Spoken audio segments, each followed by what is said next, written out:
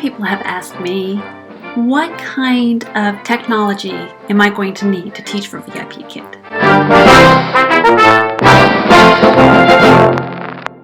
Well, I'm going to talk to you today about 4 different pieces of technology that you need before you begin to teach for VIPKid. Our 4 different pieces will include the internet, the computer, the camera, and the headset. So, before your VIPKid interview, you can check what your internet speed is.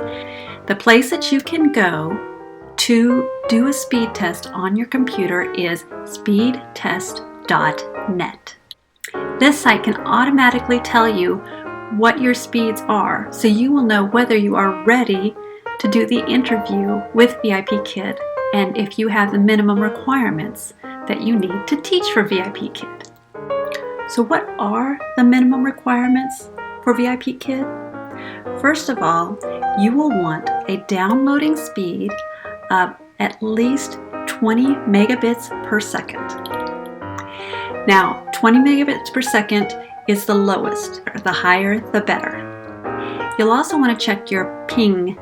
Then that's a P-I-N-G, your ping, and that number is, if it's lower than 200, the lower it is, the better it is. Next is the computer. Most laptops will work for VIPKid. You can also use a desktop or even an iPad will work. Now, my understanding is that you will have to use either a desktop or a laptop for the interview, but then after that point, you can use the iPad. I'm going to pop up here on the screen the minimum system requirements that you need for teaching for VIPKid. On here, you see that what the operating system is, what memory you need, the CPU, and what kind of network you need. One thing that VIPKid recommends is that you are wired to your router because you will have a more stable connection. So that just basically means you are going to be wired from your computer by Ethernet to the actual router. Yes, kids, it is possible. We did this in the 90s. You'll either want to have a camera that is built into your computer or an external camera. I have found that my camera that is on my computer works very well. That's what I'm using right now to make this video. A lot of teachers I've seen do like the external cameras. They give them a wider field of vision, so you'll have a broader background space that you can work with. And it seems also that you get a brighter lit up look in your classroom. So that's just some things to consider. The cheaper one obviously is just to go with the one that is in your computer. 4th, the headphones. VIPKid really likes the headphones that cover the ears. That's for a couple of reasons. First of all, when you are using these kind of headphones, you will hear pronunciation much more clearly than if you're not wearing any headphones at all.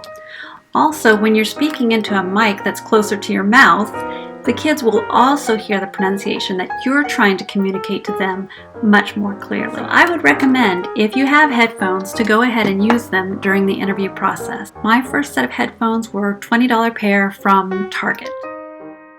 So there you have it, all the technology you need, and it's really not very much. Now, if you have any questions about any of this, please don't hesitate to drop me a question down below or check out our Facebook page. On that Facebook page, you can see even more videos that I've offered up, not just my own videos, but videos by other teachers. Lots of great information. Thanks so much for joining me, and I will see you next time. Bye! You'll either want to have a camera that is built in to your computer, or you'll need to have an external, that's the big word I was looking for. For your download speed is 20 megabits per second. And I sound very technological when I do it that slowly and looking at my notes. From your computer,